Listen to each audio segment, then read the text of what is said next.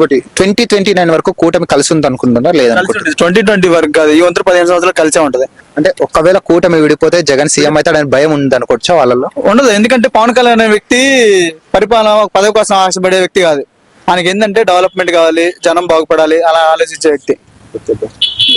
ఒక గవర్నమెంట్ అనేది 5 years ఒకసారి చేంజ్ అయితే బెటర్, కంటిన్యూగా ఒకే గవర్నమెంట్ ఉంటే బెటర్ డెవలప్ అవడానికి స్టేట్? అంటే ఇంకోటి ఏంటంటే అపోజిషన్ లీడర్ మంచి వ్యక్తి అయితే కంటిన్యూస్ గా ఉండొచ్చు, వేరే వాళ్ళు చేంజ్ అవుతాం. ఇప్పుడు కేరళ ఉంది, కేరళలో కంటిన్యూస్ గవర్నమెంట్ చేంజ్ అవుతూనే ఉంటుంది, తమిళనాడులో కూడా చేంజ్ అవుతూనే ఉంటుంది.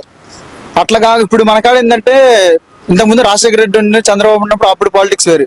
ఇప్పుడు జగన్ ఏంటంటే జగన్ ఒక బిజినెస్ మైండెడ్, ఆయనకి ఏం తెలియదు. జస్ట్ ఏంటంటే డబ్బులు ఇచ్చి కొంటాం, డబ్బులు ఇస్తే మనుషులు ఓట్లు వేస్తారనే మైండ్ సెట్ లో ఉన్నాడు. దాంట్లోంచి బయటకు వచ్చి డెవలప్మెంట్ చేయాలి, ఎంప్లాయ్మెంట్ ఇవ్వాలి, అలా ఎంప్లాయ్మెంట్ ఇస్తే జనం ఏమైనా చేంజ్ అయ్యే అవకాశాలు ఉంటాయి. 2029 లో జగన్ వచ్చి కంబ్యాక్ ఇచ్చే అవకాశాలు ఉన్నాయంటారు లేవంటారు? చెప్పడు, ఎందుకంటే ఆయన ఏం చేశాడని చెప్పి ఇప్పుడు ఒక యూత్ ఉన్నారు, యూత్ కి ఒక 10,000 ఇస్తే ఏం చేస్తారు? మహా అయితే ఖర్చు పెడతారు, ముందు అవుతారు, ఏదో ఒకటి చేస్తారు. అదే ఒక ల్యాప్టాప్ ఏదో వాళ్ళకి కావాల్సిన ఎక్విప్మెంట్ ఇచ్చారనుకో, దాంతో ఏం చేయాలని ఆలోచిస్తారు. చంద్రబాబు మైండ్ సెట్ అలా ఉండిద్ది, జగన్ మైండ్ సెట్ ఎలా ఉండిద్ది. ఓవరాల్ గా ఏం చెప్తారు ఏపీ గురించి? ఏపీ అంటే ఇప్పుడు ప్రజెంట్ ఉన్న సిచ్యువేషన్ లో చంద్రబాబు గెలవటం ఇంపార్టెంట్. నేను 2019 లో జగన్ కొట్టేశా, తర్వాత నేను రియలైజ్ అయ్యి మొన్న 2024లో చంద్రబాబు కొట్టేశా. Okay, thank you bro. Okay bro. Thanks.